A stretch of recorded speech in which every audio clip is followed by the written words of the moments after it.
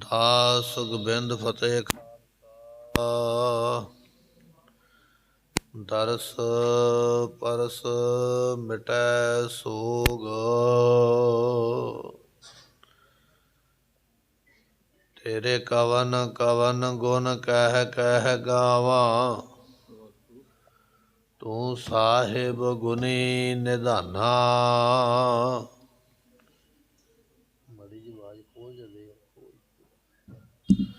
ਮਰੀ ਮਹਿਮਾ ਬਰਨ ਨਾ ਸਾਕੋ,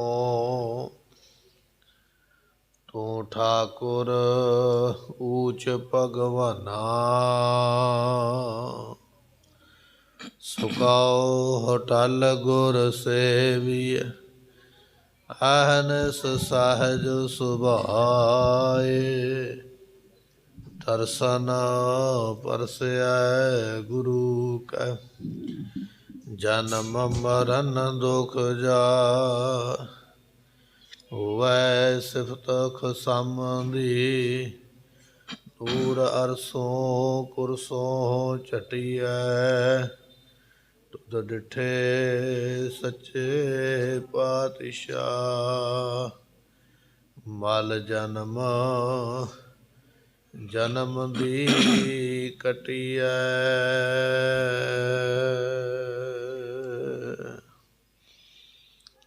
ਅਗਲੇ ਦਿਨ ਚੇਤੋ ਚਲ ਗਇਓ, ਕਰ ਬੰਧਨ ਕੋ ਬੈਠਤ ਭਇਓ।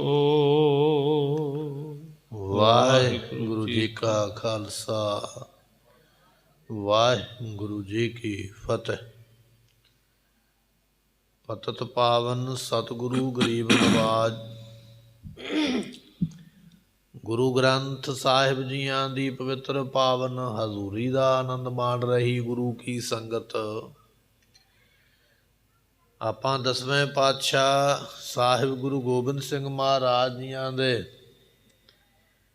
ਜੀਵਨ ਦੀ ਜੋ ਕਥਾ ਵਿਚਾਰ ਹੈ, ਉਸ ਨੂੰ ਸਰਵਨ ਕਰਨ ਵਾਸਤੇ ਦਰਬਾਰ ਵਿੱਚ ਪ੍ਰਾਪਤ ਹੋਏ ਹਾਂ। ਸਤਿਗੁਰਾਂ ਨੇ ਵਿਸਾਖੀ ਦਾ ਦਿਹਾੜਾ ਮਨਾਉਣ ਵਾਸਤੇ ਵੱਖ-ਵੱਖ ਇਲਾਕਿਆਂ ਦੀ ਸੰਗਤ ਨੂੰ ਬੁਲਾਇਆ। ਵੱਖ-ਵੱਖ ਇਲਾਕਿਆਂ ਦੇ ਮਸੰਦ ਸੰਗਤ ਲੈ ਕੇ ਪਹੁੰਚੇ। ਜਿਸ ਵੇਲੇ ਮਾਇਆ ਦਾ ਚੜਾਵਾ ਚੜਿਆ ਤੇ ਮਹਾਰਾਜ ਨੇ ਪੁੱਛਿਆ, ਪਹਿਲਾਂ ਨਾਲੋਂ ਘੱਟ ਕਿਉਂ ਹੈ? ਇਹਨਾਂ ਮਸੰਦਾਂ ਨੇ ਬਹਾਨਾ ਲਾਇਆ, ਕਹਿਣ ਲੱਗੇ, ਮਹਾਰਾਜ ਅਮੀਰ ਲੋਕ ਜਿਹੜੇ ਬਹੁਤਾ ਧਨ ਦਿੰਦੇ ਸਨ, ਉਹ ਸਾਰੇ ਮਰ ਗਏ। ਹੁਣ ਤੁਹਾਡੀ ਸੰਗਤ ਗਰੀਬ ਹੈ ਤਾਂ ਧਨ ਘੱਟ ਪ੍ਰਾਪਤ ਹੋਇਆ। ਸਤਿਗੁਰੂ ਕਹਿਣ ਲੱਗੇ, ਜਿਵੇਂ ਕਿਵੇਂ ਕਰਕੇ ਇਹ ਧਨ ਜਿਹੜਾ ਹੈ ਇਸ ਨੂੰ ਪੂਰਾ ਕਰੋ। ਇਹ ਸਾਰੇ ਮਸੰਦ ਇਕੱਠੇ ਹੋ ਕੇ ਇੱਕ ਚੇਤੋ ਨਾਮ ਦਾ ਮਸੰਦ ਹੈ, ਇਹ ਉਹਦੇ ਕੋਲ ਮਿਲ ਕੇ ਗਏ ਨੇ। ਸਾਰੇ ਮਸੰਦਾਂ ਦਾ ਜਥੇਦਾਰ ਹੈ, ਵੱਡਾ ਹੈ। ਇਹ ਸਾਰੇ ਮਸੰਦ ਉਹਦੇ ਕੋਲ ਪਹੁੰਚੇ ਤੇ ਜਾ ਕੇ ਕਹਿਣ ਲੱਗੇ ਵੀ ਸਤਿਗੁਰਾਂ ਨੇ ਸਾਨੂੰ ਹੋਰ ਮਾਇਆ ਲਿਆਉਣ ਵਾਸਤੇ ਆਖਿਆ। ਇਹ ਚੇਤੋ ਨਾਮ ਦਾ ਮਸੰਦ ਕਹਿਣ ਲੱਗਾ, ਤੁਸੀਂ ਫਿਕਰ ਨਾ ਕਰੋ, ਮੈਂ ਗੁਰੂ ਪਾਤਸ਼ਾਹ ਨਾਲ ਸਮਾਂ ਪਾ ਕੇ ਗੱਲ ਕਰਾਂਗਾ। ਇਤਿਹਾਸ ਬਚਨ ਆਪਾਂ ਪਿੱਛੇ ਸਰਵਣ ਕਰਿਆ ਹੈ। ਅੱਗੇ ਜਿਵੇਂ ਮਹਾਰਾਜ ਕਿਰਪਾ ਕਰਦੇ ਆ ਉਹ ਸਰਵਣ ਕਰੀਏ।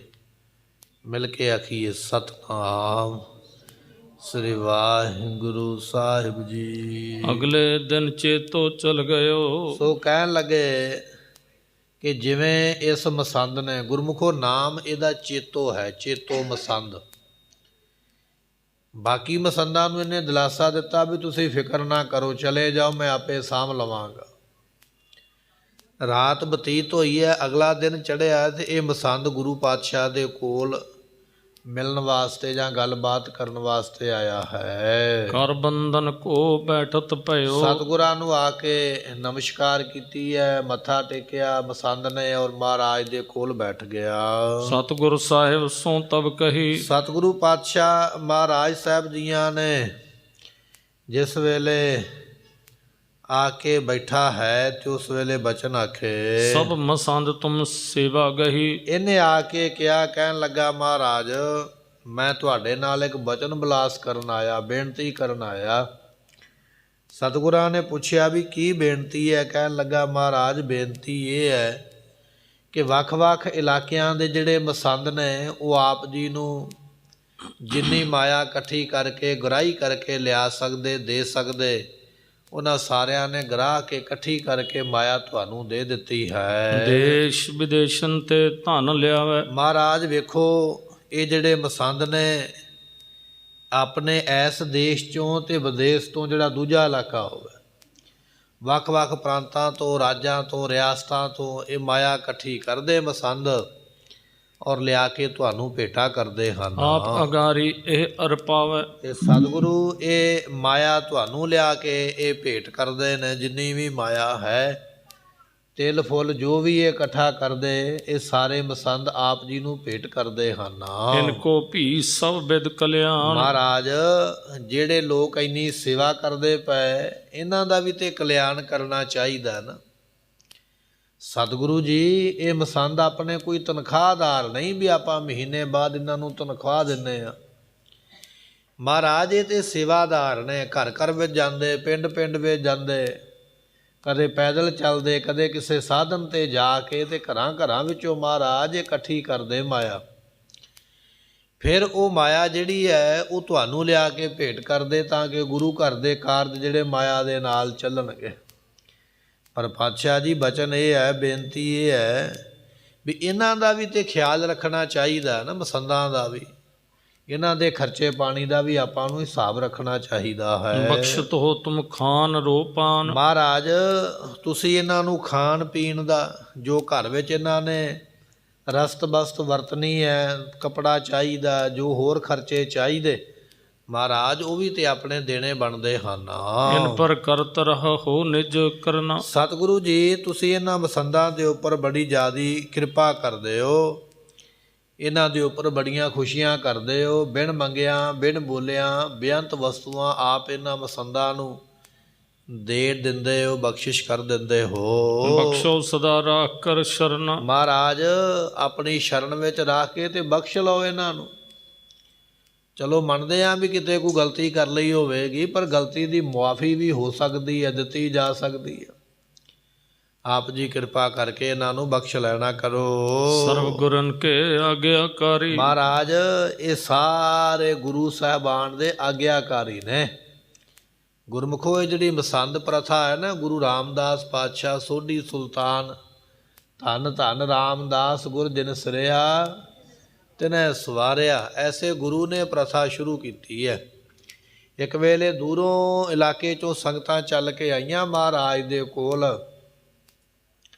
ਸਤਿਗੁਰੂ ਜੀ ਆਉਣ ਜਾਣ ਦਾ ਰਸਤਾ ਬੜਾ ਕਠਿਨ ਹੈ, ਔਖਾ ਹੈ, ਤੇ ਗੁਰਮੁਖੋ ਅੱਜ ਵਰਗੇ ਸਾਧਨ ਵੀ ਨਹੀਂ ਸਨ। ਜੰਗਲਾਂ ਦਾ ਰਾਹ, ਟੇਢੇ ਮੇਢੇ ਕੱਚੇ ਰਸਤੇ, ਪੱਗ ਡੰਡੀਆਂ, ਉਹਦੇ ਵਿੱਚੋਂ ਪਰਿਵਾਰਾਂ ਦਾ ਆਉਣਾ ਬੜਾ ਔਖਾ। ਬੇਨਤੀ ਕੀਤੀ ਮਹਾਰਾਜ ਅਸੀਂ ਚਾਹੁੰਦੇ ਤੇ ਇਹ ਆ ਵੀ ਹਾੜੀ ਸੌਣੀ ਆਪਣੀ ਫਸਲ ਜੋ ਹੈ, ਜੋ ਕਾਰੋਬਾਰ ਹੈ, ਉਹਦੇ ਵਿੱਚੋਂ ਦਸਵੰਧ ਕੱਢ ਕੇ ਤੇ ਤੁਹਾਨੂੰ ਭੇਟ ਕਰੀਏ, ਪਰ ਮਹਾਰਾਜ ਸਾਡਾ ਪਰਿਵਾਰਾਂ ਵਿੱਚੋਂ ਆਉਣਾ ਬੜਾ ਔਖਾ ਹੈ, ਮਾਇਆ ਅਸੀਂ ਭੇਜਣੀ ਚਾਹੁੰਦੇ ਆ। ਸਤਿਗੁਰਾਂ ਨੇ ਸੰਗਤ ਦੀ ਇਹ ਬੇਨਤੀ ਸੁਣ ਕੇ ਤੇ ਫਿਰ ਵੱਖ-ਵੱਖ ਇਲਾਕਿਆਂ ਵਿੱਚ ਮਸੰਦ ਥਾਪੇ। ਸੰਗਤ ਨੂੰ ਦੱਸਿਆ ਗਿਆ ਵੀ ਤੁਹਾਡੇ ਇਲਾਕੇ ਦਾ ਇਹ ਹੈ, ਤੁਹਾਡੇ ਇਲਾਕੇ ਦਾ ਇਹ ਹੈ। ਉਹ ਫਿਰ ਸੰਗਤ ਉਹਨਾਂ ਨੂੰ ਆਪਣੇ ਇਲਾਕੇ ਵਿੱਚ ਜਾ ਕੇ ਪੈਸੇ ਦੇ ਆਉਂਦੀ। ਜਿਵੇਂ ਮੰਨ ਲਓ ਵੀ ਇੱਕ ਬੰਦਾ ਇੱਕ ਜ਼ਿਲ੍ਹੇ ਦਾ ਲਾ ਦਿੱਤਾ, ਜਾਂ ਤਹਿਸੀਲ ਦੇ ਮੁਤਾਬਕ ਇੱਕ ਇੱਕ ਬੰਦਾ ਲਾ ਦਿੱਤਾ ਵੀ ਆਹ ਰੋਪੜ ਦਾ ਇੰਨੀ ਜਗ੍ਹਾ ਵਿੱਚੋਂ ਇਹ ਬੰਦਾ ਲਿਆਵੇਗਾ, ਮੁਰਿੰਡੇ ਦੀ ਇਹ ਜਗ੍ਹਾ ਵਿੱਚੋਂ ਇਹ ਬੰਦਾ ਧਨ ਲਿਆਵੇਗਾ, ਜਿਹੜਾ ਅਨੰਦਪੁਰ ਸਾਹਿਬ ਨਹੀਂ ਆ ਸਕਦਾ ਉਹ ਇਹਨਾਂ ਨੂੰ ਮਾਇਆ ਦੇ ਦੇਵੇ, ਸਾਡੇ ਕੋਲ ਪਹੁੰਚ ਜਾਏਗੀ। ਇਹ ਮਸੰਦ ਪ੍ਰਥਾ ਜਿਹੜੀ ਹੈ ਗੁਰੂ ਰਾਮਦਾਸ ਪਾਤਸ਼ਾਹ ਨੇ ਤੋਰੀ ਹੈ, ਤੇ ਇਹ ਗੁਰੂ ਪਾਤਸ਼ਾਹ ਦੀ ਆਗਿਆ ਵਿੱਚ ਰਹਿ ਕੇ ਜਿਹੜੇ ਪਹਿਲਾਂ ਮਸੰਦ ਸਨ ਨਾ ਗੁਰੂ ਰਾਮਦਾਸ ਪਾਤਸ਼ਾਹ ਦੇ ਟਾਈਮ ਤੇ, ਗੁਰੂ ਅਰਜਨ ਦੇਵ ਪਾਤਸ਼ਾਹ ਦੇ ਸਮੇਂ, ਉਹ ਚੰਗੇ ਸਨ, ਆਗਿਆਕਾਰੀ ਹਨ। ਕਰਤੇ ਰਹੇ ਸੇਵਕੋ ਭਾਰੀ। ਮਹਾਰਾਜ ਪੀੜ੍ਹੀ ਦਰ ਪੀੜ੍ਹੀ ਜਿਵੇਂ ਗੁਰੂ ਘਰ ਵਿੱਚ ਗੁਰੂ ਰਾਮਦਾਸ ਪਾਤਸ਼ਾਹ ਤੋਂ ਬਾਅਦ ਵਿੱਚ ਗੁਰੂ ਅਰਜਨ ਦੇਵ, ਗੁਰੂ ਹਰਗੋਬਿੰਦ ਪਾਤਸ਼ਾਹ ਗੁਰਤਾ ਗੱਦੀ 'ਤੇ ਵਾਰੀ-ਵਾਰੀ ਬੈਠੇ, ਇਸੇ ਤਰ੍ਹਾਂ ਹੀ ਇਹ ਜਿਹੜੇ ਮਸੰਦ ਨੇ ਇਹਨਾਂ ਦੀ ਵੀ ਅੱਗੇ ਪੀੜ੍ਹੀ ਦਰ ਪੀੜ੍ਹੀ ਔਲਾਦ ਜਿਹੜੀ ਹੈ ਉਹ ਸੇਵਾ ਕਰਦੀ ਰਹੀ ਹੈ। ਬਰਾਬਰ ਕੇ ਸਭ ਅਨੁਸਾਰੀ। ਮਹਾਰਾਜ ਇਹ ਹੁਣ ਸਾਰੇ ਤੁਹਾਡੇ ਅਨੁਸਾਰੀ ਨੇ। ਚੇਤੋ ਮਸੰਦ ਬੜਾ ਹੀ ਸਿਆਣਾ, ਬੜਾ ਚਾਤੁਰ ਚਲਾਕ ਆਦਮੀ ਹੈ, ਬੜੇ ਤਰੀਕੇ ਨਾਲ ਗੱਲ ਕਰਦਾ ਪਿਆ। ਮਹਾਰਾਜ ਇਹ ਸਾਰੇ ਮਸੰਦ ਤੁਹਾਡੀ ਆਗਿਆ ਕਹਿਣੇ ਵਿੱਚ ਹਨ। ਜੋ ਅੰਨ ਹੈ ਸੋ ਦੇਹ ਅਗਾਰੀ। ਤੇ ਮਹਾਰਾਜ ਜੋ ਕੁਝ ਇਹ ਲੈ ਕੇ ਆਉਂਦੇ ਨੇ ਨਾ ਉਹ ਸਾਰਾ ਕੁਝ ਤੁਹਾਨੂੰ ਹੀ ਭੇਟ ਕਰ ਦਿੰਦੇ, ਸਭ ਕੁਝ ਤੁਹਾਡੇ ਅੱਗੇ ਹੀ ਪਹੁੰਚਦਾ, ਸਭ ਕੁਝ ਤੁਹਾਨੂੰ ਦਿੰਦੇ ਹਨ। ਸੁਣ ਚੇਤੋ ਤੇ ਗੁਰਬਿਖਸਾਏ। ਸਤਿਗੁਰੂ ਪਾਤਸ਼ਾਹ ਮਹਾਰਾਜ ਨੇ ਸੁਣੇ ਨਾ ਬਚਨ। ਮਹਾਰਾਜ ਨੇ ਪਹਿਲਾਂ ਮੌਕਾ ਦਿੱਤਾ ਚੇਤੋ ਨੂੰ ਬੋਲਣ ਵਾਸਤੇ ਵੀ ਜੋ ਤੂੰ ਕਹਿਣਾ ਕਹਿ ਲਾ। ਮਸੰਦ ਚੇਤੋ ਨੇ ਸਾਰੀਆਂ ਗੱਲਾਂ ਕੀਤੀਆਂ ਵੀ ਇਹ ਗੁਰੂ ਰਾਮਦਾਸ ਤੋਂ ਚੱਲੇ ਹੋਏ ਨੇ, ਪੀੜ੍ਹੀ ਦਰ ਪੀੜ੍ਹੀ ਸੇਵਾ ਕਰਦੇ ਨੇ, ਪੈਦਲ ਚੱਲਦੇ ਨੇ, ਧਨ ਇਕੱਠਾ ਕਰਦੇ ਨੇ, ਗਰਾਹ ਕੇ ਸਾਨੂੰ ਲਿਆ ਕੇ ਦਿੰਦੇ, ਸਾਨੂੰ ਇਹਨਾਂ ਦੀ ਰੋਜੀ ਰੋਟੀ ਦਾ ਧਿਆਨ ਰੱਖਣਾ ਚਾਹੀਦਾ।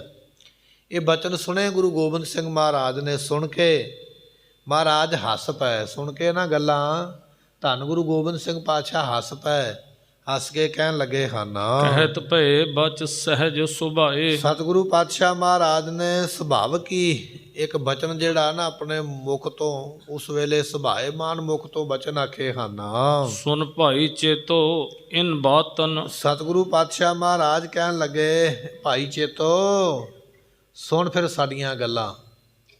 ਤੂੰ ਹੁਣੇ ਆਖਿਆ ਨਾ ਵੀ ਇਹ ਗੁਰਾਈ ਇਕੱਠੀ ਕਰਦੇ, ਸਾਨੂੰ ਲਿਆ ਕੇ ਦਿੰਦੇ, ਇਹਨਾਂ ਦਾ ਗੁਜ਼ਾਰਾ ਵੀ ਤੇ ਅਸੀਂ ਕਰਨਾ। ਤੇਰੀ ਗੱਲ ਅਸੀਂ ਸੁਣ ਲਈ ਹੈ, ਹੁਣ ਤੂੰ ਸਾਡੀ ਗੱਲ ਸੁਣ। ਇਹਨਾਂ ਬਾਰੇ ਜੋ ਤੈਨੂੰ ਨਹੀਂ ਪਤਾ, ਹੋ ਸਕਦਾ ਤੈਨੂੰ ਪਤਾ ਵੀ ਹੋਵੇ ਜਾਂ ਨਾ ਵੀ ਹੋਵੇ, ਪਰ ਜੋ ਸਾਨੂੰ ਪਤਾ ਹੈ ਨਾ ਇਹਨਾਂ ਦੇ ਬਾਰੇ, ਉਹ ਤੂੰ ਸਾਡੇ ਕੋਲੋਂ ਸੁਣਨਾ ਕਰ। ਤੂੰ ਮਸੰਦ ਹੈ ਬੜੋ ਪੁਰਾਤਨ। ਤੂੰ ਵੱਡਾ ਮਸੰਦ ਹੈ ਗੁਰੂ ਘਰ ਦੇ ਵਿੱਚ, ਔਰ ਬੜੇ ਲੰਮੇ ਸਮੇਂ ਤੋਂ ਤੂੰ ਇਹ ਮਸੰਦ ਦੀ ਗੱਦੀ ਤੇ ਬੈਠਾ ਹੈ, ਬੜੇ ਲੰਮੇ ਸਮੇਂ ਤੋਂ ਤੂੰ ਇਹ ਸੇਵਾ ਕਰਦਾ ਹੈ। ਮੋਏ ਮਸੰਦ ਕਰੈ ਬਿਰਮਾਵਨ। ਇਹ ਜਿਹੜੇ ਮਸੰਦ ਨੇ ਇਹ ਮੈਨੂੰ ਭਰਮਾਉਣਾ ਚਾਹੁੰਦੇ ਨੇ। ਇਹ ਮਸੰਦ ਇਹ ਨਹੀਂ ਜਾਣਦੇ ਵੀ ਅਸੀਂ ਗੁਰਤਾ ਗੱਦੀ ਦੇ ਮਾਲਕ ਹਾਂ, ਅਸੀਂ ਗੁਰੂ ਨਾਨਕ ਦੀ 10ਵੀਂ ਜੋਤ ਹਾਂ, ਇਹ ਨਹੀਂ ਜਾਣਦੇ। ਇਹ ਤੇਰੇ ਸਾਥੀ ਜਿਹੜੇ ਤੇਰੇ ਨਾਲ ਦੇ ਨੇ, ਇਹ ਸਾਨੂੰ ਆਪਣੇ ਵਰਗਾ ਹੀ ਸਮਝਦੇ ਨੇ ਵੀ ਮਹਾਰਾਜ ਵੀ ਆਮ ਹੀ ਤਨ ਨੇ, ਆਮ ਹੀ ਸਰੀਰ ਨੇ। ਇਹ ਸਾਨੂੰ ਭਰਮਾਉਣਾ ਚਾਹੁੰਦੇ, ਗੱਲਾਂ ਦੇ ਵਿੱਚ ਬਹਾਨਾ ਲਾ ਕੇ ਭਰਮਾਉਣ ਦੀ ਕੋਸ਼ਿਸ਼ ਕਰਦੇ ਹਨ। ਇਸ ਬਿਦ ਮੁਖ ਤੇ ਕਰਹਿ ਬਤਾਵਨ। ਤੇ ਸਾਨੂੰ ਇਸ ਤਰ੍ਹਾਂ ਇਹਨਾਂ ਨੇ ਆਖਿਆ, ਹੋ ਸਕਦਾ ਤੈਨੂੰ ਵੀ ਦੱਸਿਆ ਹੋਵੇ ਜਾਂ ਨਾ ਦੱਸਿਆ ਹੋਵੇ, ਪਰ ਜੋ ਉਹਨਾਂ ਨੇ ਆਖਿਆ ਉਹ ਤੈਨੂੰ ਅਸੀਂ ਦੱਸ ਦਿੰਦੇ ਹਾਂ। ਮੈਂ ਇਹਨਾਂ ਨੂੰ ਪੁੱਛਿਆ, ਧੰਨ ਗੁਰੂ ਗੋਬਿੰਦ ਸਿੰਘ ਪਾਤਸ਼ਾਹ ਕਹਿ ਰਹੇ, ਕਹਿੰਦੇ ਅਸੀਂ ਪੁੱਛਿਆ ਮਸੰਦਾਂ ਨੂੰ, ਮਸੰਦੋ ਹੁਣ ਮਾਇਆ ਘੱਟ ਕਿਉਂ ਆਉਂਦੀ ਹੈ? ਤੇ ਸਾਨੂੰ ਇਹਨਾਂ ਨੇ ਬੱਚਾ ਜਾਣ ਕੇ ਨਾ, ਅਣਜਾਣ ਜਾਣ ਕੇ ਇਸ ਤਰੀਕੇ ਦਾ ਅੱਗੋਂ ਜਵਾਬ ਦਿੱਤਾ ਭਰਮਾਉਣ ਵਾਸਤੇ। ਕੀ ਜਵਾਬ ਦਿੱਤਾ ਉਹ ਮਹਾਰਾਜ ਦੱਸਣ ਲੱਗੇ ਹਨ। ਧਨੀ ਸਿੱਖ ਸਗਰੇ ਮਰ ਗਏ। ਮਹਾਰਾਜ ਕਹਿਣ ਲੱਗੇ, ਚੇਤੋ ਇਹਨਾਂ ਨੇ ਮੈਨੂੰ ਜਵਾਬ ਇਹ ਦਿੱਤਾ ਸੀ, ਮਹਾਰਾਜ ਮਾਇਆ ਕਿੱਥੋਂ ਲੈ ਕੇ ਆਈਏ? ਜਿਹੜੇ ਮਾਇਆ ਵਾਲੇ ਮਸੰਦ ਸਨ ਉਹ ਸਾਰੇ ਮਰ ਗਏ।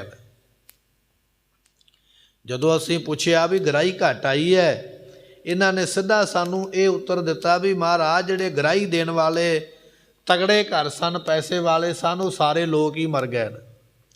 ਇਹ ਗੱਲ ਕਹਿ ਕੇ ਸਾਨੂੰ ਜਵਾਬ ਦਿੱਤਾ, ਅਸੀਂ ਕੋਈ ਬੱਚੇ ਨਹੀਂ, ਕੋਈ ਅਣਜਾਣ ਨਹੀਂ, ਜਾਂ ਸਾਨੂੰ ਇਹ ਨਹੀਂ ਵੀ ਦੁਨੀਆਦਾਰੀ ਦਾ ਪਤਾ ਨਹੀਂ। ਐਸੀਆਂ ਗੱਲਾਂ ਕਰਕੇ ਸਾਨੂੰ ਭਰਮਾਉਂਦੇ ਨੇ, ਐਸੀਆਂ ਗੱਲਾਂ ਦੀਆਂ ਦਲੀਲਾਂ ਦਿੰਦੇ ਹਨ। ਜੋ ਗਰੀਬ ਅਬ ਜੀਵਤ ਭਏ। ਮਹਾਰਾਜ ਨੂੰ ਇਹਨਾਂ ਨੇ ਇਹ ਗੱਲ ਆਖੀ ਹੈ ਵੀ ਜਿਹੜੇ ਗਰੀਬ ਨੇ ਉਹ ਜਿਉਂਦੇ ਨੇ। ਤੁਹਾਡੀ ਸੰਗਤ ਵਿੱਚ ਬਹੁਤੇ ਲੋਕ ਹੁਣ ਗਰੀਬ ਨੇ, ਉਹ ਹੈ ਤੇ ਜਿਉਂਦੇ, ਪਰ ਉਹਨਾਂ ਕੋਲ ਬਹੁਤੀ ਮਾਇਆ ਨਹੀਂ, ਉਹ ਦੇ ਨਹੀਂ ਸਕਦੇ ਹਨ। ਪੂਰੀ ਕਾਰ ਨਹੀਂ ਕੋ ਦੇਤ। ਇਸ ਕਰਕੇ ਗਰੀਬ ਬੰਦਾ ਆਪਣਾ ਗੁਜ਼ਾਰਾ ਕਰੇ ਜਾਂ ਗਰੀਬ ਬੰਦਾ ਗੁਰੂ ਘਰ ਨੂੰ ਧਨ ਦੇਵੇ। ਗਰੀਬ ਬੰਦੇ ਵਾਸਤੇ ਤੇ ਆਪਣਾ ਭੋਜਨ ਪ੍ਰਸ਼ਾਦਾ ਜਟਾਉਣਾ, ਖਾਣਾ ਛਕਣਾ ਬੜਾ ਔਖਾ, ਕਮਾਈ ਕਰਨੀ ਤੇ ਦੇਣਾ ਦੂਰ ਦੀ ਗੱਲ ਹੈ।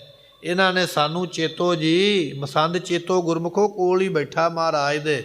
ਮਹਾਰਾਜ ਕਹਿਣ ਲੱਗੇ, ਚੇਤੋ ਜੀ ਤੇਰੇ ਸਾਥੀਆਂ ਨੇ ਜਵਾਬ ਇਹ ਦਿੱਤਾ ਸੀ, ਅਮੀਰ ਲੋਕ ਤੇ ਮਰ ਗਏ ਨੇ ਤੇ ਗਰੀਬ ਲੋਕ ਧਨ ਦੇ ਨਹੀਂ ਸਕਦੇ। ਧੰਨ 10ਵੇਂ ਪਾਤਸ਼ਾਹ ਤਾਂ ਤੁਹਾਡੀ ਗਰਾਈ ਘੱਟ ਆਈ ਹੈ, ਇਹਨਾਂ ਨੇ ਸਾਨੂੰ ਇਹ ਜਵਾਬ ਦਿੱਤਾ ਹੈ। ਸਭ ਤੇ ਅਲਪ ਜਾਏ ਹਮਲੇਤ, ਤੇ ਅਸੀਂ ਸਾਰਿਆਂ ਤੋਂ ਜਾ ਕੇ ਥੋੜੀ ਥੋੜੀ ਮਾਇਆ ਲੈਂਦੇ ਹਾਂ। ਇਹ ਦੁਰਬਾਕ ਨਾ ਭਾਵੈ ਮੋਹੀ। ਸਤਿਗੁਰੂ ਪਾਤਸ਼ਾਹ ਕਹਿਣ ਲੱਗੇ ਚੇਤੋ ਮਸੰਦ ਜੋ ਮਰਜ਼ੀ ਹੋਵੇ, ਪਰ ਜਿਹੜੀ ਗੱਲ ਇਹਨਾਂ ਨੇ ਕਹੀ ਹੈ ਨਾ, ਇਸ ਗੱਲ ਸਾਨੂੰ ਚੰਗੀ ਨਹੀਂ ਲੱਗੀ। ਜਿਹੜੀ ਗੱਲ ਇਹਨਾਂ ਨੇ ਇਹ ਕਹੀ ਹੈ ਨਾ ਵੀ ਅਮੀਰ ਸਿੱਖ ਮਰ ਗਏ ਨੇ, ਪੈਸੇ ਦੇਣ ਵਾਲੇ ਤਗੜੇ ਲੋਕ ਮਰ ਗਏ ਨੇ, ਮਹਾਰਾਜ ਕਹਿਣ ਲੱਗੇ ਇਹ ਗੱਲ ਸਾਨੂੰ ਚੰਗੀ ਨਹੀਂ ਲੱਗੀ। ਇਹ ਇਹਨਾਂ ਨੇ ਦੁਰਬਾਕ ਆਖਿਆ, ਖੋਟਾ ਬਚਨ ਆਖਿਆ, ਇਹ ਮਾੜੀ ਗੱਲ ਆਖੀ, ਇਹ ਗੱਲ ਕਹਿਣੀ ਨਹੀਂ ਸੀ ਚਾਹੀਦੀ। ਇੱਕ ਪਾਸੇ ਤੇ ਉਹ ਅਮੀਰ ਲੋਕ ਜਿਹੜੇ ਨੇ ਗੁਰੂ ਘਰ ਨੂੰ ਮਾਇਆ ਦਿੰਦੇ, ਤੇ ਇਹ ਕਹਿੰਦੇ ਨੇ ਵੀ ਉਹ ਮਾਰੀ ਗਏ ਨੇ। ਹੁਣ ਇੱਕ ਪਾਸੇ ਤੇ ਅਗਲਾ ਦਾਨ ਕਰਦਾ ਪਿਆ, ਦੂਜੇ ਪਾਸੇ ਦਾਨ ਦੇਣ ਵਾਲਾ ਕਹਿੰਦਾ ਵੀ ਉਹ ਦਾਨ ਦੇਣ ਵਾਲਾ ਹੀ ਮਰ ਗਿਆ। ਪਾਤਸ਼ਾਹ ਕਹਿਣ ਲੱਗੇ ਮਾੜਾ ਬਚਨ ਇਹਨਾਂ ਨੇ ਕੀਤਾ, ਖੋਟਾ ਬਚਨ, ਇਹ ਬਚਨ ਚੰਗਾ ਨਹੀਂ, ਔਰ ਇਹਨਾਂ ਦੀ ਕਹੀ ਹੋਈ ਗੱਲ ਇਹ ਸਾਨੂੰ ਪਸੰਦ ਨਹੀਂ ਆਈ ਹੈ। ਮਮ ਸੰਗਤ ਨਿਤ ਨਵਤਨ ਹੋਈ। ਸਤਿਗੁਰੂ ਪਾਤਸ਼ਾਹ ਕਹਿਣ ਲੱਗੇ ਸਾਡੀ ਸੰਗਤ ਭਾਵੇਂ ਕਿਤੇ ਵੀ ਹੈ, ਇਹ ਕਹਿੰਦੇ ਨੇ ਨਾ ਮਹਾਰਾਜ ਵੀ ਤੁਹਾਡੀ ਸੰਗਤ ਹੁਣ ਗਰੀਬ ਹੈ ਇਸ ਵੇਲੇ, ਨਹੀਂ, ਮੇਰੀ ਸੰਗਤ ਦਿਨ ਪ੍ਰਤੀ ਦਿਨ ਪ੍ਰਫੁੱਲਤ ਹੁੰਦੀ ਹੈ। ਜਿਵੇਂ ਫੁੱਲ ਬੀਜਿਆ ਗਿਆ ਨਾ, ਫੁੱਲ ਦਾ ਬੀਜ ਬੀਜਿਆ ਧਰਤੀ ਵਿੱਚ, ਉਹਦੇ ਵਿੱਚੋਂ ਬੂਟਾ ਪੈਦਾ ਹੋਵੇਗਾ, ਫਿਰ ਉਹਦੀਆਂ ਡਾਲੀਆਂ ਬਣਨਗੀਆਂ, ਫਿਰ ਉਹਨੂੰ ਡੋਡੀਆਂ ਲੱਗ ਜਾਣਗੀਆਂ, ਫਿਰ ਹੌਲੀ ਹੌਲੀ ਫੁੱਲ ਖਿੜ ਜਾਏਗਾ। ਉਹ ਬੂਟਾ ਅੱਗੇ ਤੋਂ ਅੱਗੇ ਵਧਿਆ ਹੈ, ਘਟਿਆ ਨਹੀਂ। ਮੇਰੀ ਸੰਗਤ ਜਿਹੜੀ ਹੈ ਇਹ ਸਾਡਾ ਬਾਗ ਹੈ, ਤੇ ਜਿਹੜਾ ਸਾਡੀ ਸੰਗਤ ਵਿੱਚ ਆ ਜਾਂਦਾ ਹੈ ਉਹ ਦਿਨ ਪ੍ਰਤੀ ਦਿਨ ਵੱਧਦਾ ਜ਼ਰੂਰ ਹੈ ਪਰ ਘਟਦਾ ਨਹੀਂ। ਇੱਕ ਵਾਰੀ ਆਖੀਏ ਸਤਿਨਾਮ ਸ੍ਰੀ ਵਾਹਿਗੁਰੂ। ਇਹ ਸੰਗਤ ਐਸੀ ਹੈ, ਜੇ ਸੰਗਤ ਵਿੱਚ ਆਪਾਂ ਬੈਠੇ ਹਾਂ, ਇੱਥੋਂ ਦਾਤਾਂ ਰੋਜ਼ ਦੀ ਰੋਜ਼ ਮਿਲਦੀਆਂ ਨੇ, ਨਾ ਕਿ ਖੋਈਆਂ ਨਹੀਂ ਜਾਂਦੀਆਂ ਜਾਂ ਘਟਦੀਆਂ ਨਹੀਂ। ਮਹਾਰਾਜ ਕਹਿਣ ਲੱਗੇ ਇੱਕ ਪਾਸੇ ਸਾਡੀ ਸੰਗਤ ਬਣ ਜਾਵੇ ਤੇ ਫਿਰ ਉਹ ਵਧੇਗਾ ਕਿ ਘਟੇਗਾ। ਚੇਤੋ ਮਸੰਦ ਇਸ ਗੱਲ ਦਾ ਜਵਾਬ ਦੇ। ਜੇ ਤੇ ਉਹ ਘਟੇਗਾ ਫਿਰ ਗੁਰੂ ਬਣਾਉਣ ਦਾ ਫਾਇਦਾ ਕੋਈ ਨਹੀਂ, ਤੇ ਜੇ ਉਹ ਵੱਧਦਾ ਪਿਆ ਤੇ ਫਿਰ ਜਿਹੜੀ ਇਹਨਾਂ ਨੇ ਗੱਲ ਕਹੀ ਹੈ ਵੀ ਤੁਹਾਡੇ ਰਹਿ ਹੀ ਗਰੀਬ ਗਏ ਨੇ, ਅਮੀਰ ਤੇ ਮਰ ਗਏ, ਫਿਰ ਇਹ ਗੱਲ ਸਾਨੂੰ ਚੰਗੀ ਨਹੀਂ ਲੱਗੀ। ਹੋਰ ਕੋਈ ਬਹਾਨਾ ਲਾ ਦਿੰਦੇ, ਕਹਿ ਦਿੰਦੇ ਤੇ ਵੱਖਰੀ ਗੱਲ ਹੈ। ਮੇਰੇ ਸਿੱਖਾਂ ਨੂੰ ਮਰ ਜਾਣ ਦੀ ਗੱਲ ਇਹਨਾਂ ਨੇ ਆਖੀ ਹੈ, ਨਾਲੇ ਤੇ ਗੁਰੂ ਘਰ ਨੂੰ ਦਾਨ ਦਿੰਦੇ, ਨਾਲੇ ਇਹਨਾਂ ਦੇ ਕੋਲੋਂ ਐਸੀਆਂ ਗੱਲਾਂ ਇਹ ਸੁਣੀਆਂ ਨਹੀਂ ਜਾਂਦੀਆਂ। ਇਹ ਬਚਨ ਮਹਾਰਾਜ ਨੇ ਆਖੇ ਹਨ। ਦਿਨ ਪ੍ਰਤੀ ਬਹੁਤ ਧਨਾੜ ਹੋਏ ਜਾਏ। ਮੇਰੇ ਸਿੱਖ ਦਿਨ ਪ੍ਰਤੀ ਦਿਨ, ਰੋਜ਼ ਤੋਂ ਰੋਜ਼ ਅਮੀਰ ਤੋਂ ਅਮੀਰ ਹੁੰਦੇ ਨੇ। ਰੋਜ਼ ਸਤ ਸੰਗਤ ਵਿੱਚੋਂ ਝੋਲੀਆਂ ਭਰਦੀਆਂ, ਦਾਤਾਂ ਮਿਲਦੀਆਂ, ਇੱਥੇ ਦੁਨਿਆਵੀ ਪਦਾਰਥ ਵੀ ਮਿਲਦੇ ਨੇ। ਇੱਛਾ ਪੂਰਕ ਸਰਬ ਸੁਖ ਦਾਤਾ ਹਰ ਜਾ ਕੇ ਵਸ ਹੈ ਕਾਮ ਤੇ ਨਾ। ਇਹ ਬਚਨ ਨੇ ਮਹਾਰਾਜ ਦੇ। ਇਥੋਂ ਰੋਜ਼ ਝੋਲੀ ਭਰਦੀ ਹੈ ਪਦਾਰਥਾਂ ਦੇ ਨਾਲ। ਜਿਹੜਾ ਪਦਾਰਥ ਚਾਹੀਏ ਉਹ ਪਦਾਰਥ ਮਿਲ ਜਾਂਦਾ। ਤੇ ਇਥੋਂ ਅਧਿਆਤਮਿਕ ਵਸਤੂਆਂ ਵੀ ਮਿਲਦੀਆਂ ਨੇ, ਆਤਮਾ ਦੀ ਖੁਰਾਕ ਵੀ ਮਿਲਦੀ ਹੈ। ਇਥੋਂ ਨਾਮ ਦੇ ਨਾਲ ਵੀ ਝੋਲੀ ਭਰਦੀ ਹੈ। ਸੁਣਿਆ ਸਤ ਸੰਤੋਖ ਗਿਆਨ, ਸੁਣਿਆ 860 ਕਾ ਇਸ ਨਾਮ, ਸੁਣਿਆ ਪੜ ਪੜ ਪਾਵੈ ਮਾਨ, ਸੁਣਿਆ ਲਾਗੈ ਸਹਿਜ ਧਿਆਨ। ਇਹ ਸਾਰੀਆਂ ਦਾਤਾਂ ਮਿਲਦੀਆਂ ਨੇ ਸੰਗਤ ਵਿੱਚੋਂ ਆ ਕੇ। ਸਤ ਵੀ ਮਿਲਦਾ, ਸੰਤੋਖ ਵੀ ਮਿਲਦਾ। ਤੇ ਸਤਿਗੁਰੂ ਪਾਤਸ਼ਾਹ ਕਹਿਣ ਲੱਗੇ ਅਸੀਂ ਤੇ ਸੰਗਤ ਨੂੰ ਰੋਜ਼ ਵੰਡਦੇ ਹਾਂ, ਗੱਫੇ ਖੁੱਲ੍ਹੇ ਦਿੰਦੇ ਹਾਂ। ਆਓ ਜਿਹਨੇ ਦੁਨੀਆ ਦਾ ਪਦਾਰਥ ਲੈਣਾ ਉਹ ਵੀ ਲੈ ਲਵੋ, ਤੇ ਜਿਹਨੇ ਕੋਈ ਅਧਿਆਤਮਿਕ ਵਸਤੂ ਲੈਣੀ ਹੈ, ਆਤਮਾ ਦੀ ਜਿਹਨੇ ਖੁਰਾਕ ਲੈਣੀ ਹੈ ਉਹ ਵੀ ਲੈ ਲਵੋ। ਅਸੀਂ ਤੇ ਦਿਨੇ ਰਾਤ ਖੁਰਾਕਾਂ ਵੰਡਦੇ ਹਾਂ। ਪਰ ਇਹ ਮਸੰਦ ਆਖਦੇ ਮਹਾਰਾਜ ਉਹ ਲੋਕ ਤੇ ਦੁਨੀਆ ਤੇ ਰਹਿ ਹੀ ਨਹੀਂ। ਇਹ ਗੱਲ ਸਾਨੂੰ ਚੰਗੀ ਨਹੀਂ ਲੱਗੀ ਹੈ। ਜਨ ਕੀ ਸਮਤਾ ਕੋਏ ਨਾ ਪੈ ਹੈ। ਗੁਰੂ ਕੀ ਸੰਗਤ ਧੰਨ ਗੁਰੂ ਗੋਬਿੰਦ ਸਿੰਘ ਮਹਾਰਾਜ ਨੂੰ ਯਾਦ ਕਰਕੇ ਆਖੀਏ ਸਤਨਾਮ ਸ੍ਰੀ ਵਾਹਿਗੁਰੂ। ਵਾਹਿਗੁਰੂ ਬਚਨ ਕੀਤਾ, ਕਹਿਣ ਲੱਗੇ ਚੇਤੋ ਮੇਰੀ ਸੰਗਤ ਦੇ ਬਰਾਬਰ ਕੋਈ ਵੀ ਦੁਨੀਆ ਵਿੱਚ ਹੋ ਹੀ ਨਹੀਂ ਸਕਦਾ। ਇਹ ਬਚਨ ਮਹਾਰਾਜ ਨੇ ਆਖੇ। ਜਿਹੜੀ ਸਾਡੀ ਸੰਗਤ ਹੈ ਨਾ, ਗੁਰੂ ਗੋਬਿੰਦ ਸਿੰਘ ਪਾਤਸ਼ਾਹ ਦੀ ਸਿੱਖੀ ਨੂੰ ਧਾਰਨ ਕਰਨ ਵਾਲੀ, ਮਹਾਰਾਜ ਕਹਿਣ ਲੱਗੇ ਤਿੰਨਾਂ ਲੋਕਾਂ ਦੇ ਵਿੱਚ, ਨਾ ਮਾਤ ਲੋਕ ਵਿੱਚ, ਨਾ ਪਤਾਲ ਲੋਕ ਵਿੱਚ, ਨਾ ਸਵਰਗ ਲੋਕ ਦੇ ਵਿੱਚ ਮੇਰੀ ਸੰਗਤ ਦੇ ਬਰਾਬਰ ਕੋਈ ਹੋ ਹੀ ਨਹੀਂ ਸਕਦਾ। ਸਤਿਗੁਰੂ ਪਾਤਸ਼ਾਹ ਮਹਾਰਾਜ ਜੀਆਂ ਦਾ ਬਚਨ ਹੈ ਨਾ, ਵੱਡ ਭਾਗੀ ਹਰ ਸੰਗਤ ਪਾਵੈ, ਭਾਗਹੀਨ ਭ੍ਰਮ ਚੋਟਾਂ ਖਾਵੈ, ਬਿਨ ਭਾਗਾਂ ਸਤ ਸੰਗ ਨ ਲੱਭੈ, ਬਿਨ ਸੰਗਤ ਮੈਲ ਕੀਜੈ ਜਿਉ। ਇਹ ਬਚਨ ਨੇ ਮਹਾਰਾਜ ਦੇ ਵਿੱਚ। ਸੰਗਤ ਹਰ ਪ੍ਰਭ ਵਸੈ ਜੀ। ਸੰਗਤ ਵਿੱਚ ਪਰਮੇਸ਼ਰ ਵਸਦਾ। ਇੱਕੋ ਇੱਕ ਜਗ੍ਹਾ ਹੈ ਜਿੱਥੇ ਪਰਮੇਸ਼ਰ ਦਾ ਨਿਵਾਸ ਲਿਖਿਆ, ਉਹ ਹੈ ਸਤ ਸੰਗਤ। ਤੇ ਮਹਾਰਾਜ ਕਹਿਣ ਲੱਗੇ ਮੇਰੀ ਸੰਗਤ ਦੇ ਬਰਾਬਰ ਕੋਈ ਹੈ ਹੀ ਨਹੀਂ ਦੁਨੀਆ ਦਾ, ਨਾ ਕੋਈ ਵਸਤੂ, ਨਾ ਕੋਈ ਪਦਾਰਥ, ਨਾ ਕੋਈ ਵਿਅਕਤੀ, ਨਾ ਕੋਈ ਰਾਜਾ ਤੇ ਨਾ ਮਹਾਰਾਜਾ। ਮੇਰੀ ਸੰਗਤ ਬਰਾਬਰ ਕੋਈ ਨਹੀਂ ਹੈ। ਹਿਰਦੈ ਲੋਭ ਬੋਲੇ ਹੈ ਦੁਰਬੈਨਾ। ਅਸਲ ਦੇ ਵਿੱਚ ਇਹਨਾਂ ਦੇ ਮਨ ਵਿੱਚ ਲੋਭ ਹੈ। ਜਿਨ੍ਹਾਂ ਨੇ ਇਹ ਆਖਿਆ ਨਾ ਮਹਾਰਾਜ ਤੁਹਾਡੀ ਅਮੀਰ ਸੰਗਤ ਮਰ ਗਈ ਹੈ, ਸੰਗਤ ਨਹੀਂ ਮਰੀ ਹੈ, ਅਸਲ ਵਿੱਚ ਇਹਨਾਂ ਦੇ ਮਨ ਵਿੱਚ ਲੋਭ ਹੈ। ਤਾਂ ਇਹ ਮਾੜੇ ਬਚਨ, ਖੋਟੇ ਬਚਨ ਜਿਹੜੇ ਹਨ ਆਖਦੇ ਹਨ। ਸੰਗਤ ਬਿਖੈ ਧਨੀ ਅਬ ਹੈ ਨਾ। ਇਹਨਾਂ ਨੇ ਇਹ ਬਚਨ ਆਖਿਆ ਸੰਗਤ ਵਿੱਚ ਇਸ ਵੇਲੇ ਕੋਈ ਧਨੀ ਨਹੀਂ, ਕੋਈ ਮਾਇਆ ਵਾਲਾ ਰਹਿ ਨਹੀਂ ਗਿਆ, ਗਰੀਬ ਹੋ ਗਏ ਨੇ। ਕੀ ਗੱਲ, ਜਿਹੜਾ ਗੁਰੂ ਵਾਲਾ ਬਣੇਗਾ ਉਹ ਗਰੀਬ ਹੋਵੇਗਾ? ਇਹਦਾ ਮਤਲਬ ਇਹ ਹੋਇਆ ਵੀ ਇਹਨਾਂ ਨੂੰ ਗੁਰੂ ਤੇ ਵੀ ਸ਼ੱਕ ਹੈ। ਜਿਹੜਾ ਗੁਰੂ ਵਾਲਾ ਬਣੇਗਾ ਉਹ ਗਰੀਬ ਹੋ ਜਾਏਗਾ, ਕੰਗਾਲ ਹੋ ਜਾਏਗਾ। ਇਹਨਾਂ ਨੇ ਇਹ ਬਚਨ ਆਖਿਆ ਸੰਗਤ ਵਿੱਚ ਧਨੀ ਕੋਈ ਨਹੀਂ ਰਹਿ ਗਿਆ। ਸਾਡੀ ਸੰਗਤ ਵਿੱਚ ਬੜੇ ਬੜੇ ਧਨ ਵਾਲੇ ਸਿੱਖ ਬੈਠੇ ਨੇ, ਬੈਠੇ ਰਹਿਣਗੇ ਆਉਣ ਵਾਲੇ ਸਮੇਂ ਵਿੱਚ ਵੀ। ਪਰ ਇਹ ਬਚਨ ਇਹਨਾਂ ਦਾ ਚੰਗਾ ਨਹੀਂ ਲੱਗਾ ਹੈ। ਦਰਬ ਲੋਭ ਨੇ ਮਹਾਂ ਦਬਾਏ। ਇਹਨਾਂ ਨੂੰ ਮਾਇਆ ਦੇ ਲੋਭ ਨੇ ਦਬਾ ਲਿਆ ਆਪਣੇ ਥੱਲੇ। ਇਹ ਜਿਹੜੇ ਮਸੰਦ ਨੇ, ਪਿੰਡਾਂ ਪਿੰਡਾਂ ਵਿੱਚ ਜਾਣ ਵਾਲੇ, ਘਰਾਂ ਘਰਾਂ ਵਿੱਚ ਜਾ ਕੇ ਵੱਖ-ਵੱਖ ਇਲਾਕਿਆਂ 'ਚੋਂ ਗਰਾਹੀ ਇਕੱਠੀ ਕਰਕੇ ਲੈ ਕੇ ਆਉਂਦੇ ਨੇ। ਇਹ ਹੁਣ ਬਚਨ ਹੀ ਇਹੋ ਜਿਹਾ ਕਰਦੇ ਨੇ। ਅਸਲ ਵਿੱਚ ਮਾਇਆ ਨੇ ਇਹਨਾਂ ਨੂੰ ਦਬਾ ਲਿਆ ਆਪਣੇ ਥੱਲੇ। ਇਹ ਲੋਭ ਦੇ ਥੱਲੇ ਦਬ ਗਏ ਹਨ।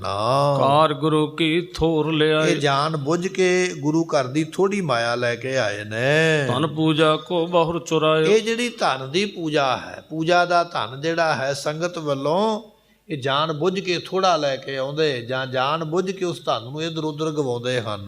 ਮਤ ਹੱਤ ਹੋਈ ਸੋਏ ਨ ਖਾਇਓ। ਤੇ ਸਤਿਗੁਰੂ ਪਾਤਸ਼ਾਹ ਕਹਿਣ ਲੱਗੇ ਇਹਨਾਂ ਦੀ ਮਤੀ ਜਿਹੜੀ ਹੈ ਉਹ ਨਾਸ ਹੋ ਗਈ ਹੈ। ਮਤ ਹੱਤ ਹੋਈ, ਇਹਨਾਂ ਦੀ ਮਤ ਜਿਹੜੀ ਹੈ ਉਹ ਹੱਤੀ ਗਈ ਹੈ, ਨਾਸ ਹੋ ਗਈ ਹੈ। ਕਿਉਂਕਿ ਇਹ ਜਿਹੜੇ ਹਨ ਇਹ ਗੁਰੂ ਦਾ ਬਚਨ ਨਹੀਂ ਮੰਨਦੇ, ਗੁਰੂ ਨੂੰ ਗੁਰੂ ਨਹੀਂ ਜਾਣਦੇ, ਗੁਰੂ ਨੂੰ ਪਰਮੇਸ਼ਰ ਨਹੀਂ ਜਾਣਦੇ, ਆਪਣੇ ਵਰਗਾ ਜਾਣਦੇ ਨੇ। ਗੁਰੂ ਕੀ ਹੈ? ਗੁਰੂ ਨੂੰ ਅਸੀਂ ਬਣਾਇਆ ਹੈ। ਇਹ ਗੱਲ ਕਹਿੰਦੇ ਨੇ। ਇਹਨਾਂ ਦੀ ਮੱਤ ਮਾਰੀ ਗਈ ਹੈ। ਐਸਾ ਇਹਨਾਂ ਨੇ ਪੂਜਾ ਦਾ ਧਾਨ ਖਾਧਾ ਹੈ। ਇੱਕ ਤੋਂ ਦੋਸ਼ ਸ਼ਰਾਵਨ ਕੇਰੋ। ਮਹਾਰਾਜ ਕਹਿਣ ਲੱਗੇ ਇੱਕ ਤੇ ਦੋਸ਼ ਇਹ ਹੈ ਇਹਨਾਂ ਦੇ ਉੱਪਰ ਵੀ ਇਹ ਸੰਗਤ ਨੂੰ ਆਖਦੇ ਨੇ ਵੀ ਸੰਗਤ ਮਾੜੀ ਹੈ, ਗਰੀਬ ਹੋ ਗਈ ਹੈ, ਅਮੀਰ ਕੋਈ ਨਹੀਂ, ਧਨ ਪੂਰਾ ਲੈਂਦੇ ਪਰ ਸਾਨੂੰ ਦਿੰਦੇ ਨਹੀਂ ਹਨ। ਦੁੱਤੀਏ ਕਰਿਓ ਤਰਾਸ ਨਾ ਮੇਰੋ। ਦੂਜੀ ਗੱਲ ਇਹ ਹੈ ਵੀ ਇਹਨਾਂ ਨੇ ਸਾਡਾ ਡਰ ਵੀ ਨਹੀਂ ਮੰਨਿਆ। ਚਲੋ ਸੰਗਤ ਨਾਲ ਜੇ ਇਹਨਾਂ ਨੇ ਕੁਝ ਵਾਧਾ ਘਾਟਾ ਕੀਤਾ ਤੇ ਮੈਨੂੰ ਆ ਕੇ, ਸਾਨੂੰ ਆ ਕੇ ਦੱਸ ਦਿੰਦੇ, ਪਰ ਇਹਨਾਂ ਨੇ ਸਾਡਾ ਵੀ ਡਰ ਨਹੀਂ ਮੰਨਿਆ ਹੈ। ਪੂਰਵਾਰਤਾ ਕਰੈ ਸੁਨਾਵਨ। ਤੇ ਸਾਨੂੰ ਆ ਕੇ ਝੂਠੀਆਂ ਗੱਲਾਂ, ਝੂਠੇ ਬਚਨ ਆ ਕੇ ਸੁਣਾਉਂਦੇ ਹਨ। ਜਾਂ ਤੇ ਲਖੀਅਤ ਇਨਕੇ ਭਾਵ। ਇਸ ਕਰਕੇ ਜਾਣਿਆ ਜਾਂਦਾ ਵੀ ਇਹਨਾਂ ਦੇ ਅੰਦਰ ਕੋਈ ਭਾਵ ਨਹੀਂ ਹੈ, ਕੋਈ ਸ਼ਰਧਾ ਨਹੀਂ ਹੈ, ਸ਼ਰਧਾ ਤੋਂ ਖਾਲੀ ਨੇ। ਚੇਤੋ ਮਸੰਦ ਆਇਆ ਵਕਾਲਤ ਕਰਨ ਵਾਸਤੇ, ਨਾਲ ਦੇ ਬੰਦਿਆਂ ਦੀ ਸਫਾਈ ਦੇਣ ਵਾਸਤੇ। ਮਹਾਰਾਜ ਨੇ ਕੋਲ ਬਿਠਾ ਲਿਆ, ਕਹਿਣ ਲੱਗੇ ਸਾਡੀਆਂ ਗੱਲਾਂ ਸੁਣ ਤੇ ਸਾਡੀਆਂ ਗੱਲਾਂ ਦਾ ਜਵਾਬ ਦੇ। ਜਿਹੜਾ ਇਹਨਾਂ ਨੇ ਗੁਰੂ ਦੇ ਸਾਹਮਣੇ ਝੂਠ ਬੋਲਿਆ, ਇਹਦਾ ਭਾਵ ਇਹ ਹੋਇਆ ਵੀ ਇਹਨਾਂ ਨੂੰ ਗੁਰੂ ਦੇ ਨਾਲ, ਗੁਰੂ ਦਾ ਭੈ ਨਹੀਂ ਹੈ, ਗੁਰੂ ਦਾ ਡਰ ਨਹੀਂ ਹੈ। ਇਸ ਕਰਕੇ ਡਰ ਤੋਂ ਰਹਿਤ ਨੇ, ਸ਼ਰਧਾ ਤੋਂ ਖਾਲੀ, ਤੇ ਤਾਂ ਐਸੀਆਂ ਗੱਲਾਂ ਕਰਦੇ ਹਨ। ਤੁਮ ਚੇਤੋ ਸਮਝਾਵਨ ਕਰੈ। ਕਹਿਣ ਲੱਗੇ ਜਦੋਂ ਇਹ ਬਚਨ ਆਖੇ ਨਾ ਮਹਾਰਾਜ ਨੇ, ਫਿਰ ਚੇਤੋ ਮਸੰਦ ਬੋਲਿਆ। ਕਹਿਣ ਲੱਗਾ ਮਹਾਰਾਜ ਮੇਰੀ ਇੱਕ ਹੋਰ ਬੇਨਤੀ ਹੈ। ਵਕਾਲਤ ਕਰਦਾ ਪਿਆ ਨਾ ਉਹਨਾਂ ਦੀ ਤਰਫਦਾਰੀ ਕਰਦਾ, ਉਹਨਾਂ ਨੂੰ ਬਚਾਉਣਾ ਚਾਹੁੰਦਾ ਆਪਣੇ ਸਾਥੀਆਂ ਨੂੰ। ਦੁਬਾਰਾ ਫਿਰ ਬੋਲਿਆ ਚੇਤੋ ਮਸੰਦ, ਕਹਿਣ ਲੱਗਾ ਮਹਾਰਾਜ ਮੇਰੀ ਇੱਕ ਬੇਨਤੀ ਸੁਣਨਾ ਕਰੋ। ਸਭ ਮਸੰਦ ਰਾਵਰ ਅਨੁਸਰੈ। ਜਿੰਨੇ ਮਸੰਦ ਨੇ ਇਹ ਸਾਰੇ ਤੁਹਾਡੀ ਆਗਿਆ ਵਿੱਚ ਨੇ, ਤੁਹਾਡੀ ਆਗਿਆ ਤੋਂ ਬਾਹਰ ਕੋਈ ਨਹੀਂ ਹਨ। ਇਨਕੋ ਦਿਓ ਅਬੈ ਵਡਿਆਈ। ਮਹਾਰਾਜ ਇਹਨਾਂ ਨੂੰ ਵਡਿਆਈ ਦਿਓ ਨਾ।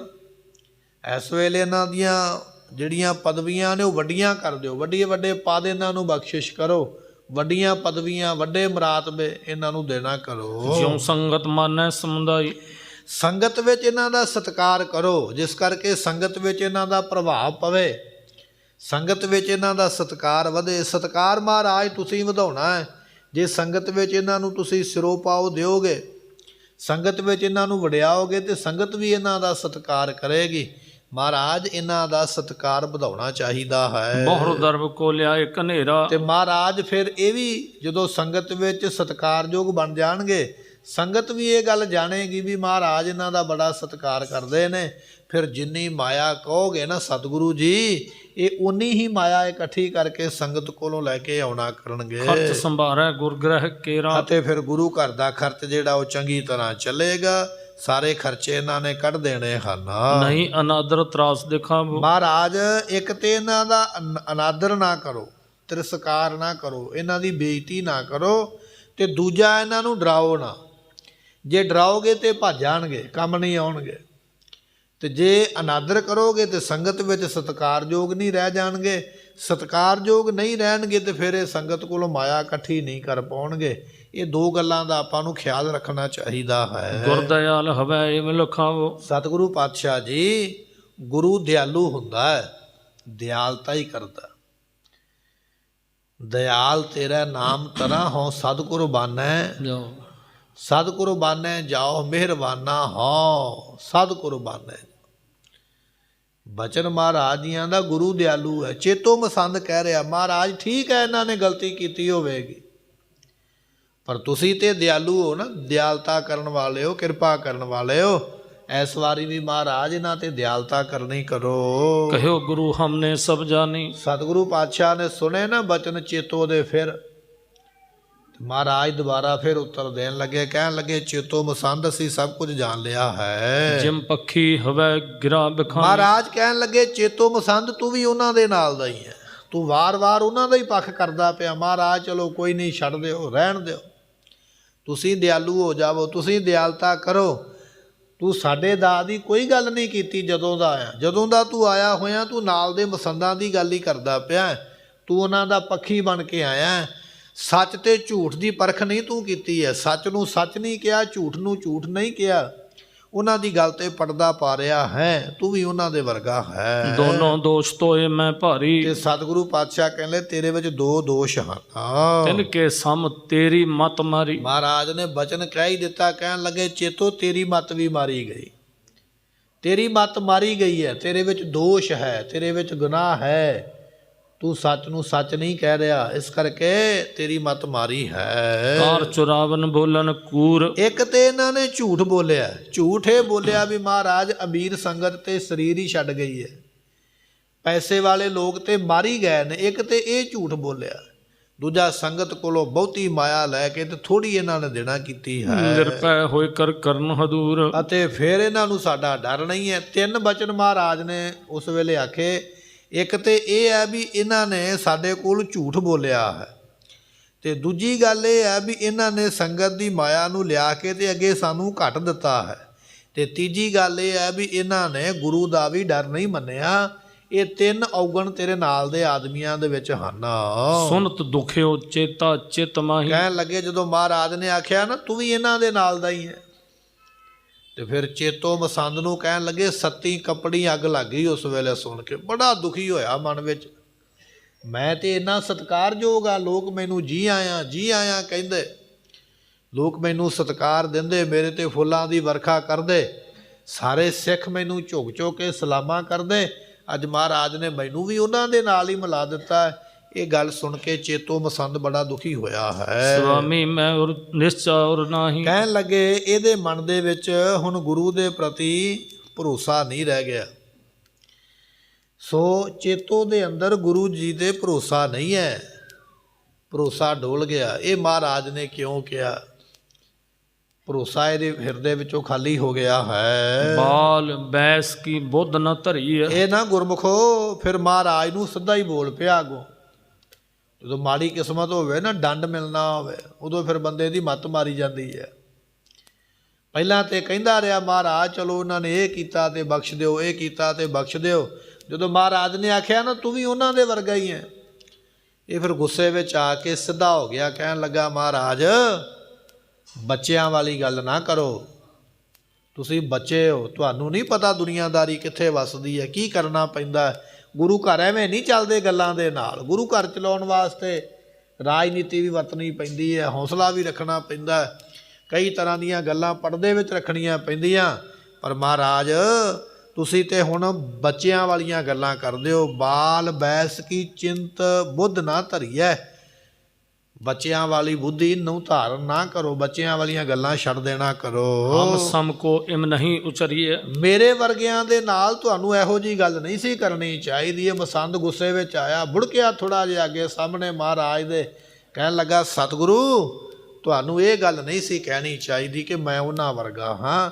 ਇਹ ਬੱਚਿਆਂ ਵਾਲੀਆਂ ਗੱਲਾਂ ਨੇ, ਥੋੜੇ ਜਿਹੇ ਸਿਆਣੇ ਹੋਵੋ, ਸਿਆਣੀ ਗੱਲ ਕਰੋ, ਐਸੀਆਂ ਗੱਲਾਂ ਨਹੀਂ ਕਹੀਦੀਆਂ ਹਨ। ਸ੍ਰੀ ਗੁਰੂ ਰਾਮਦਾਸ ਤੇ ਆਦ ਗੁਰੂ ਰਾਮਦਾਸ ਪਾਤਸ਼ਾਹ ਮਹਾਰਾਜ ਸਾਹਿਬ ਜੀ ਜਿੰਨੇ ਵੀ ਹੋਏ ਹਨ, ਰਹੇ ਮਸੰਦ ਕਰਤ ਮਿਰਜ਼ਾਦ, ਤੇ ਉਹ ਮਸੰਦਾਂ ਦੀ ਮਰਿਆਦਾ ਵਿੱਚ ਰਹਿ। ਹੁਣੇ ਆਪਾਂ ਪਿੱਛੇ ਬਚਨ ਸਰਵਣ ਕੀਤਾ ਸੀ ਕਿ ਮਸੰਦ ਜਿਹੜੇ ਨੇ ਗੁਰੂ ਰਾਮਦਾਸ ਪਾਤਸ਼ਾਹ ਨੇ ਸ਼ੁਰੂ ਕੀਤੇ। ਗੁਰੂ ਰਾਮਦਾਸ ਪਾਤਸ਼ਾਹ ਤੋਂ ਲੈ ਕੇ ਗੁਰੂ ਤੇਗ ਬਹਾਦਰ ਪਾਤਸ਼ਾਹ ਤੇ ਧੰਨ ਗੁਰੂ ਗੋਬਿੰਦ ਸਿੰਘ ਤੱਕ ਇਹ ਮਸੰਦ ਪ੍ਰਥਾ ਜਿਹੜੀ ਉਹ ਚੱਲਦੀ ਰਹੀ, ਬਰਕਰਾਰ ਰਹੀ। ਉਸੇ ਗੱਲ ਦਾ ਹੀ ਹਵਾਲਾ ਇਹਨੇ ਦਿੱਤਾ ਚੇਤੋ ਨੇ, ਕਹਿਣ ਲੱਗਾ ਮਹਾਰਾਜ ਅਸੀਂ ਕੋਈ ਅੱਜ ਨਹੀਂ ਪੈਦਾ ਹੋਏ, ਅਸੀਂ ਗੁਰੂ ਰਾਮਦਾਸ ਪਾਤਸ਼ਾਹ ਦੇ ਸਮੇਂ ਦੇ ਪੈਦਾ ਹੋਏ ਹਾਂ। ਸਾਨੂੰ ਸਾਰੀ ਮਰਿਆਦਾ ਦਾ ਪਤਾ ਹੈ, ਤੁਹਾਨੂੰ ਮਰਿਆਦਾ ਦੱਸਣ ਦੀ ਲੋੜ ਨਹੀਂ ਹੈ, ਟੋਕਾ ਟਕਾਈ ਕਰਨ ਦੀ ਲੋੜ ਨਹੀਂ ਹੈ, ਸਾਨੂੰ ਸਭ ਕੁਝ ਪਤਾ ਹੈ। ਮਨ ਭਾਵਤ ਲਿਆਵਤ ਅਰ ਖਰਚਾ, ਅਸੀਂ ਮਨ ਭਾਉਂਦੀ ਮਾਇਆ ਲੈ ਕੇ ਆਉਂਦੇ ਰਹੇ ਹਾਂ। ਮਨ ਭਾਉਂਦੀ ਜਿੰਨਾ ਸਾਡਾ ਜੀ ਕਰਦਾ ਸੀ ਉਨੀ ਅਸੀਂ ਗ੍ਰਾਈ ਕਰਦੇ ਸੀ, ਅਤੇ ਗ੍ਰਾਈ ਕਰਨ ਤੋਂ ਮਗਰੋਂ ਅਸੀਂ ਆਪਣੀ ਮਰਜ਼ੀ ਦੇ ਅਨੁਸਾਰ ਉਸ ਮਾਇਆ ਨੂੰ ਖਰਚ ਕਰਦੇ ਸੀ ਰਾਹ ਵਿੱਚ ਆਉਂਦਿਆਂ ਤੇ ਜਾਂਦਿਆਂ। ਔਰ ਕਈ ਸਾਨੂੰ ਧਾਰਮਿਕ ਪ੍ਰੋਗਰਾਮ ਜਿਹੜੇ ਸਨ ਆਪੋ ਆਪਣੇ ਪਿੰਡਾਂ ਇਲਾਕਿਆਂ ਵਿੱਚ ਕਰਾਉਣੇ ਪੈਂਦੇ, ਉੱਥੇ ਵੀ ਖਰਚਾ ਕਰਦੇ ਕਿ ਜਿੰਨੀ ਮਾਇਆ ਵੱਜ ਜਾਂਦੀ ਉਨੀ ਅਸੀਂ ਮਰਜ਼ੀ ਦੇ ਨਾਲ ਲਿਆ ਕੇ ਗੁਰੂ ਪਾਤਸ਼ਾਹ ਨੂੰ ਭੇਟਾ ਕਰਦੇ ਰਹੇ ਹਾਂ। ਭਾਵੇਂ ਉਹ ਗੁਰੂ ਰਾਮਦਾਸ ਪਾਤਸ਼ਾਹ ਸਨ, ਭਾਵੇਂ ਗੁਰੂ ਅਰਜਨ ਦੇਵ ਮਹਾਰਾਜ ਸਨ, ਭਾਵੇਂ ਗੁਰੂ ਹਰਿਰਾਏ ਪਾਤਸ਼ਾਹ, ਕੋਈ ਵੀ ਗੁਰੂ ਸਾਹਿਬਾਨ ਹੋਵੇ, ਸਾਨੂੰ ਕਦੇ ਨਹੀਂ ਕਿਸੇ ਨੇ ਪੁੱਛਿਆ ਵੀ ਮਾਇਆ ਇਕੱਠੀ ਕਿੰਨੀ ਕੀਤੀ ਹੈ ਤੇ ਸਾਨੂੰ ਕਿੰਨੀ ਦਿੱਤੀ ਹੈ। ਅਸੀਂ ਇਕੱਠੀ ਵੀ ਮਰਜ਼ੀ ਨਾਲ ਕਰਦੇ ਸੀ, ਖਰਚ ਵੀ ਮਰਜ਼ੀ ਨਾਲ ਕਰਦੇ ਸੀ, ਜਿਹੜੀ ਬਚ ਜਾਂਦੀ ਸੀ ਉਹ ਲਿਆ ਕੇ ਦਿੰਦੇ ਸੀ। ਤੁਸੀਂ ਕੌਣ ਹੁੰਦੇ ਹੋ ਇਹ ਗੱਲ ਪੁੱਛਣ ਵਾਲੇ, ਸਾਡੇ ਤੋਂ ਹਿਸਾਬ ਲੈਣ ਵਾਲੇ? ਇਹ ਗੱਲਾਂ ਚੇਤੋ ਮਸੰਦ ਨੇ ਆਖੀਆਂ ਹਨ। ਸੰਗਤ ਸਗਰੀ ਤਿਨ ਕੋ ਵਰਚੈ, ਮਹਾਰਾਜ ਜੇ ਅੱਜ ਤੁਸੀਂ ਮਸੰਦਾਂ ਨਾਲ ਵਿਗਾੜੋਗੇ, ਘਾਟਾ ਮਸੰਦਾਂ ਨੂੰ ਨਹੀਂ ਪੈਣਾ, ਘਾਟਾ ਤੁਹਾਨੂੰ ਪੈਣਾ, ਕਿਉਂਕਿ ਸੰਗਤ ਮਸੰਦਾਂ ਨੂੰ ਜਾਣਦੀ ਹੈ।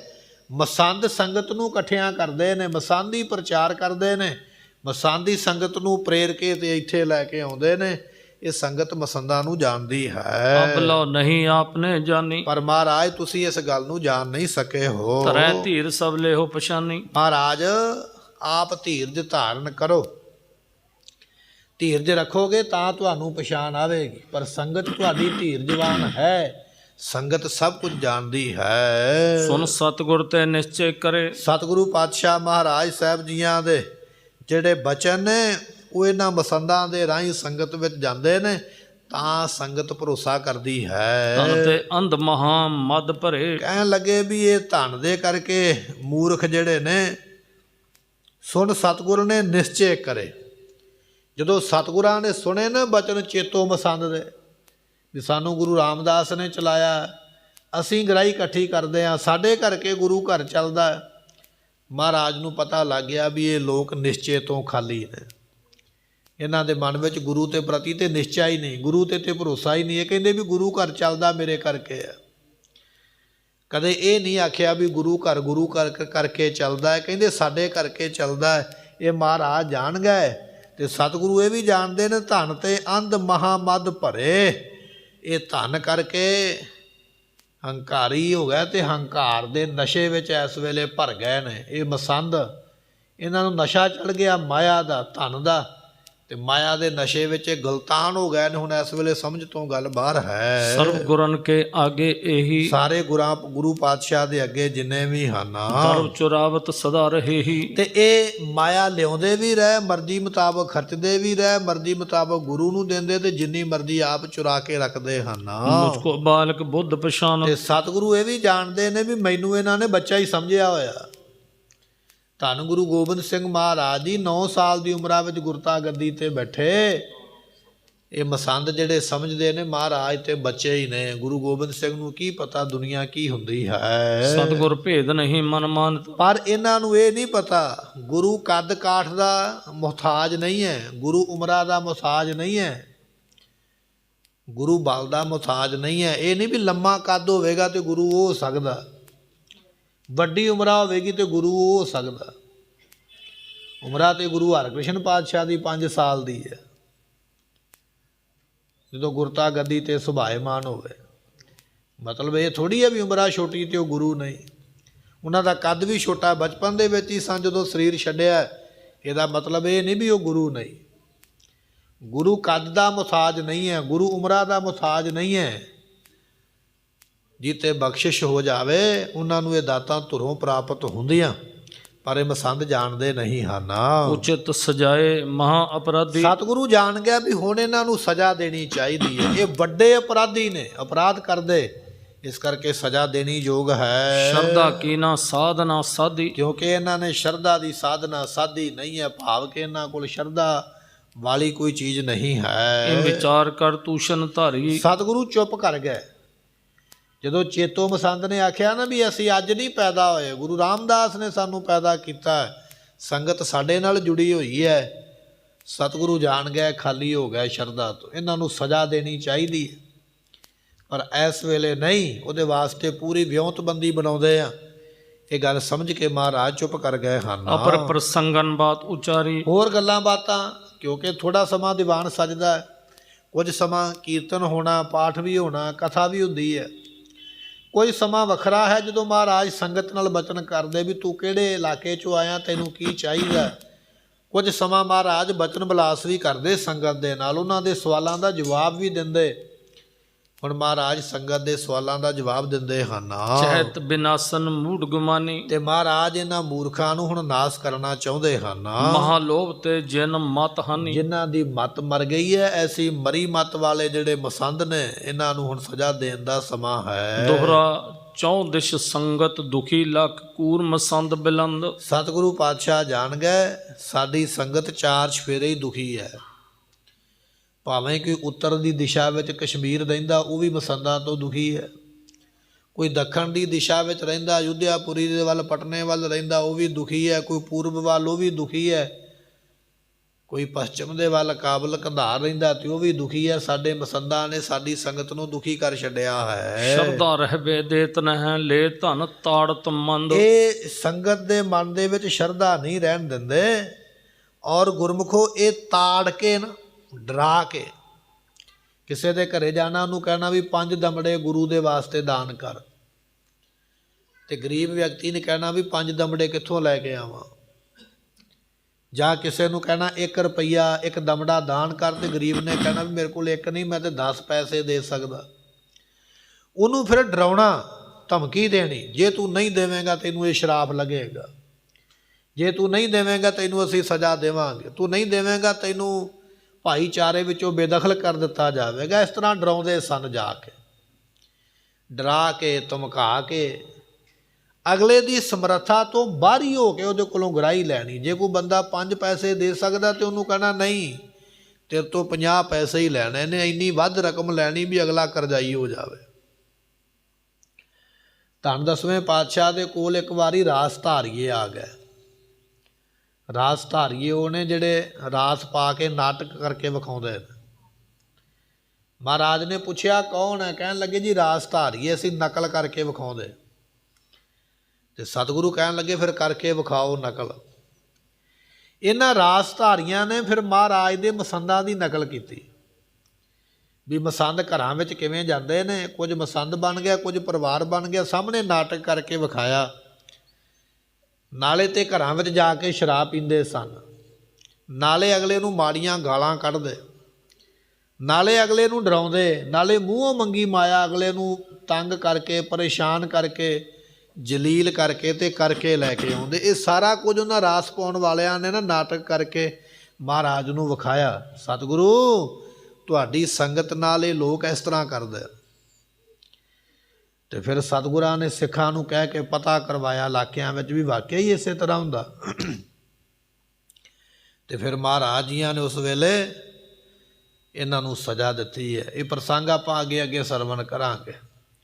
ਹੁਣ ਸਤਿਗੁਰੂ ਜਾਣ ਗਏ ਨੇ ਵੀ ਇਹ ਸੰਗਤ ਨੂੰ ਦੁਖੀ ਕਰਦੇ, ਸੰਗਤ ਨੂੰ ਤਾੜਦੇ ਨੇ, ਡਰਾਉਂਦੇ ਨੇ, ਧਮਕੀ ਦਿੰਦੇ ਨੇ, ਲੁੱਟਦੇ ਨੇ।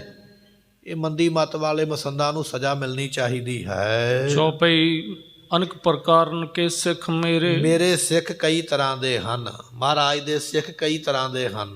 ਬਾੜ ਘਾਟ ਕੋ ਨੀਚ ਉਚੇਰੇ। ਕੋਈ ਬਹੁਤੀ ਮਾਇਆ ਵਾਲਾ, ਕੋਈ ਥੋੜੀ ਮਾਇਆ ਵਾਲਾ, ਕੋਈ ਬੜਾ ਉੱਚਾ ਖਾਨਦਾਨ ਹੈ, ਉੱਚਾ ਘਰਾਣਾ, ਉੱਚੇ ਘਰ ਨੇ, ਅਮੀਰ ਹੈ, ਕੋਈ ਵਿਚਾਰਾ ਗਰੀਬ ਹੈ। ਕਈ ਤਰ੍ਹਾਂ ਦੇ ਸਿੱਖ ਹਨ। ਕੇ ਚਿਤ ਨਿਰਧਨ ਕੋ ਧਨਵਾਨ। ਕੁਝ ਸਿੱਖ ਉਹ ਨੇ ਜਿਨ੍ਹਾਂ ਦੇ ਮਨ ਵਿੱਚ ਸ਼ਰਧਾ ਬੜੀ ਹੈ, ਪਰ ਵਿਚਾਰੇ ਗਰੀਬ ਨੇ, ਉਹ ਮਾਇਆ ਨਹੀਂ ਦੇ ਸਕਦੇ, ਪਰ ਆਪਣੀ ਸ਼ਰਧਾ ਤੇ ਭੇਟ ਕਰਦੇ ਹੀ ਨੇ ਨਾ। ਮਹਾਰਾਜ ਨੂੰ ਆ ਕੇ ਫੁੱਲ ਵੀ ਤੋੜ ਕੇ ਭੇਟ ਕਰ ਦਿੱਤਾ ਤੇ ਉਹ ਵੀ ਤੇ ਪ੍ਰਵਾਨ ਹੋ ਜਾਣਾ, ਕਿਉਂਕਿ ਗੋਬਿੰਦ ਭਾਉ ਭਗਤ ਦਾ ਭੁੱਖਾ। ਸਤਿਗੁਰੂ ਜਾਣਦੇ ਨੇ ਕੁਝ ਸਾਡੇ ਸਿੱਖ ਇੰਨੇ ਗਰੀਬ ਨੇ, ਮਾਇਆ ਨਹੀਂ ਦੇ ਸਕਦੇ, ਪਰ ਸ਼ਰਧਾ ਤੇ ਭੇਟ ਕਰਦੇ। ਤੇ ਕੁਝ ਸਾਡੇ ਸਿੱਖ ਉਹ ਨੇ ਜਿਹੜੇ ਬੜੇ ਮਾਇਆ ਧਾਰੀ ਨੇ ਔਰ ਬਹੁਤੀ ਮਾਇਆ ਦਾਨ ਕਰਦੇ। ਜਿਵੇਂ ਆਪਾਂ ਪਿੱਛੇ ਇਤਿਹਾਸ ਵਿੱਚ ਬਚਨ ਸਰਵਣ ਕੀਤਾ ਸੀ ਕਿ ਇੱਕ ਗੁਰੂ ਤੇਗ ਬਹਾਦਰ ਪਾਤਸ਼ਾਹ ਜੀਆਂ ਦੇ ਕੋਲ ਆਇਆ ਨਾ ਚੱਲ ਕੇ ਵਿਅਕਤੀ, ਜਿਹਨੇ ਗੁਰੂ ਪਾਤਸ਼ਾਹ ਨੂੰ ਪ੍ਰਗਟ ਕੀਤਾ। ਸੋ ਉਹਨੇ 500 ਮੋਹਰਾਂ ਜਿਹੜੀਆਂ ਸਨ ਉਹ ਮਹਾਰਾਜ ਜੀਆਂ ਨੂੰ ਭੇਟ ਕੀਤੀਆਂ। 500 ਸੋਨੇ ਦੀ ਮੋਹਰ, ਤੇ ਸੋਨੇ ਦੀ ਮੋਹਰ 500 ਦੀ ਗਿਣਤੀ ਵਿੱਚ ਭੇਟ ਕਰਨੀ ਕਿਸੇ ਆਮ ਬੰਦੇ ਦੇ ਵੱਸ ਦੀ ਗੱਲ ਨਹੀਂ ਹੈ। ਕੋਈ ਬਹੁਤਾ ਹੀ ਅਮੀਰ ਹੋਵੇਗਾ, ਬਹੁਤਾ ਹੀ ਧਨਾੜ ਹੋਵੇਗਾ, ਆਪਾਂ ਕਹਿ ਲਈਏ ਵੀ ਅੱਜ ਦੇ ਸਮੇਂ ਵਿੱਚ ਕੋਈ ਅਰਬਪਤੀ ਜਾਂ ਕਰੋੜਪਤੀ ਹੋਵੇਗਾ, ਤੇ ਉਹ ਹੋ ਸਕਦਾ ਇੰਨੀ ਮਾਇਆ ਦਾਨ ਕਰੇ। ਤੇ ਜੇ ਕੀਤੀ ਹੈ ਤੇ ਉਹ ਮੱਖਣ ਸ਼ਾਹ ਲੁਬਾਣੇ ਨੇ ਕੀਤੀ ਹੈ। ਮਹਾਰਾਜ ਦੇ ਸਿੱਖ ਉਹ ਵੀ ਨੇ ਜਿਹੜੇ ਕੇਵਲ ਮੱਥਾ ਹੀ ਟੇਕ ਸਕਦੇ ਨੇ, ਮਾਇਆ ਦਾ ਪੈਸਾ ਨਹੀਂ ਦੇ ਸਕਦੇ, ਗਰੀਬ ਨੇ, ਮਸ਼ੱਕਤ ਕਰਦੇ, ਮਿਹਨਤ ਕਰਦੇ। ਤੇ ਕੋਈ ਮਹਾਰਾਜ ਦੇ ਸਿੱਖ ਉਹ ਨੇ ਜਿਹੜੇ ਮੱਖਣ ਸ਼ਾਹ ਵਰਗੇ ਨੇ 500 ਸੋਨੇ ਦੀ ਮੋਹਰ ਵੀ ਭੇਟ ਕਰ ਸਕਦੇ। ਇੱਕ ਸ਼ਾਹੂਕਾਰ ਲੈ ਕੇ ਆਇਆ ਸੀ ਨਾ ਨਗੀਨਾ 10ਵੇਂ ਪਾਤਸ਼ਾਹ ਦੇ ਕੋਲ ਭੇਟ ਕਰਨ ਵਾਸਤੇ, ਤੇ ਨਗੀਨਾ ਵੀ ਤੇ ਗੁਰਮੁਖੋ ਹੀਰਾ ਹੀ ਹੈ ਨਾ, ਬੜੇ ਮਹਿੰਗੇ ਮੁੱਲ ਦਾ। ਮਹਾਰਾਜ ਦੇ ਸਿੱਖ ਇਸ ਤਰ੍ਹਾਂ ਦੇ ਵੀ ਨੇ ਜਿਹੜੇ ਹੀਰੇ ਨਗੀਨੇ ਭੇਟ ਕਰਦੇ, ਸੋਨੇ ਦੀਆਂ ਮੋਹਰਾਂ ਭੇਟ ਕਰਦੇ, ਇੰਨੇ ਅਮੀਰ ਵੀ ਨੇ। ਤੇ ਕੁਝ ਗਰੀਬ ਵੀ ਨੇ ਜਿਹੜੇ ਕੇਵਲ ਮੱਥਾ ਹੀ ਟੇਕ ਸਕਦੇ, ਸ਼ਰਧਾ ਹੀ ਰੱਖ ਸਕਦੇ, ਭਾਵਨਾ ਰੱਖਦੇ। ਮਹਾਰਾਜ ਜਾਣਦੇ ਨੇ ਸਾਡੇ ਕੁਝ ਸਿੱਖ ਅਮੀਰ ਤੇ ਕੁਝ ਗਰੀਬ ਹਨ। ਉਹ ਪ੍ਰੇਮੀ ਕੋ ਨੇਮੀ ਮਾਨ। ਤੇ ਕੋਈ ਸਾਡਾ ਸਿੱਖ ਪ੍ਰੇਮੀ ਹੈ, ਕੋਈ ਸਾਡਾ ਸਿੱਖ ਨੇਮੀ ਹੈ। ਪ੍ਰੇਮੀ ਉਹ ਹੈ ਜਿਹਦੇ ਮਨ ਵਿੱਚ ਪ੍ਰੇਮ ਹੈ। ਨੇਮੀ ਉਹ ਹੈ ਜਿਹੜਾ ਸਮੇਂ ਦਾ ਪੂਰਾ ਪਾਬੰਦ ਹੈ। ਮੈਂ 4 ਵਜੇ ਉੱਠਣਾ ਹੀ ਉੱਠਣਾ ਹੈ, ਮੈਂ ਕਥਾ ਵਿੱਚ ਜਾਣਾ ਹੀ ਜਾਣਾ ਹੈ, ਮੈਂ ਕੀਰਤਨ ਵਿੱਚ ਹਾਜ਼ਰੀ ਭਰਨੀ ਹੈ। ਇਹ ਹੁੰਦਾ ਨੇਮੀ। ਸਾਰੇ ਕੰਮ ਛੱਡ ਕੇ ਪਰੇ ਕਰਕੇ ਤੇ ਸਮੇਂ ਤੋਂ ਪਹਿਲਾਂ ਆ ਕੇ ਉੱਥੇ ਪਹੁੰਚਣਾ ਸੁਣਨ ਵਾਸਤੇ, ਉਹਨੂੰ ਕਿਹਾ ਜਾਂਦਾ ਨੇਮੀ। ਨੇਮ ਦਾ ਬੱਧਾ, ਟਾਈਮ ਦਾ ਬੱਧਾ ਹੋਇਆ। ਟਾਈਮ ਨਹੀਂ ਖਿਜਾਉਂਦਾ ਸਤ ਸੰਗਤ ਦਾ। ਸਾਡੀ ਸੰਗਤ ਉਹ ਹੈ, ਕੁਝ ਪ੍ਰੇਮੀ ਨੇ, ਕੁਝ ਨੇਮੀ ਨੇ। ਸਤਿਗੁਰੂ ਪਾਤਸ਼ਾਹ ਮਹਾਰਾਜ ਜੀ ਹੋਰ ਕੀ ਕਿਰਪਾ ਕਰਦੇ, ਸੰਗਤ ਬਾਰੇ ਕੀ ਸੋਚਦੇ ਨੇ, ਮਸੰਦਾਂ ਦੀ ਖੋਟ ਕਿਵੇਂ ਸਾਹਮਣੇ ਆਉਂਦੀ ਹੈ। ਅਤੇ ਇਸੇ ਤਰ੍ਹਾਂ ਦੇ ਨਾਲ ਇਹ ਮਸੰਦ ਮਾਤਾ ਜੀ ਨੂੰ ਕਿਵੇਂ ਸ਼ਿਕਾਇਤ ਲਾਉਂਦੇ ਜਾ ਕੇ, ਔਰ ਸਤਿਗੁਰੂ ਫਿਰ ਸਜ਼ਾ ਕਿਵੇਂ ਦੇਣਗੇ, ਅਗਲੇ ਦੀਵਾਨ ਵਿੱਚ ਸਰਵਣ ਕਰਾਂਗੇ। ਸਮੇਂ ਦੀ ਸਮਾਪਤੀ, ਭੁੱਲਾਂ ਦੀ ਮੁਆਫੀ। ਲੇਖਾ ਕਤੈ ਨ ਛੂਟੀਐ, ਬਖਸ਼ਨਹਾਰ ਬਖਸ਼ ਲੈ। ਵਾਹਿਗੁਰੂ ਜੀ ਕਾ ਖਾਲਸਾ, ਵਾਹਿਗੁਰੂ ਜੀ।